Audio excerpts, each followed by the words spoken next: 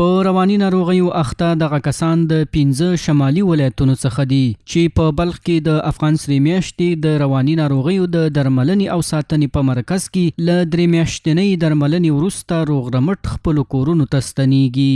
مسؤلین وایي دغه روغتیایي مرکز 9 میاشتې وړاندې د امیر المؤمنین د فرمان پر بنسټ جوړ شو چې تر اوسه پورې په دغه مرکز کې څه باندې 1500 ناروغان له درملنې وروسته سالم خپلو کورونو ته ستانه شوي.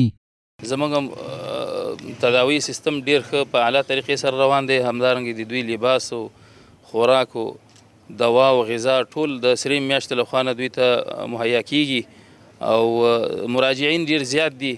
د زون په سطح باندې د 15 ولایتونو مریضان راځي. اکثرا دغه مریضان چې کوم زیات تکلیف لري هغه دلته موږ بستر کوو او چې کوم داسې مریضي زیاته نه وي بیا هغوی په کورونو کې معالجه کیږي. همدارنګه د بلخ ولایت د عامې روغتیا مرستیال وایي چې رواني روغتیا د ټولنې د هوساینې یوه مهمه برخه ده چې د مشورې او درملنې مرکزونه د ټولنې د رواني روغتیا په ښه والي کې مهم رول لوبولی شي.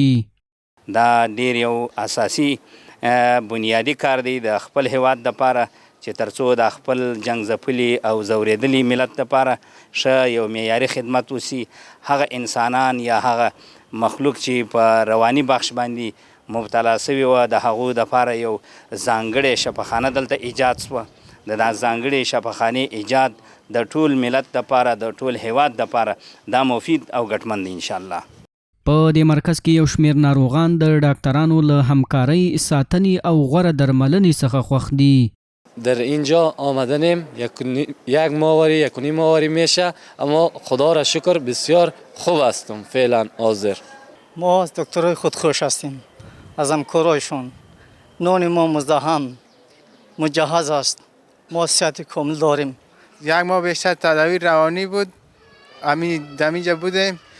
تشکر از جمعیت هلال احمر افغانی و دکتران عزیز کارمندانش.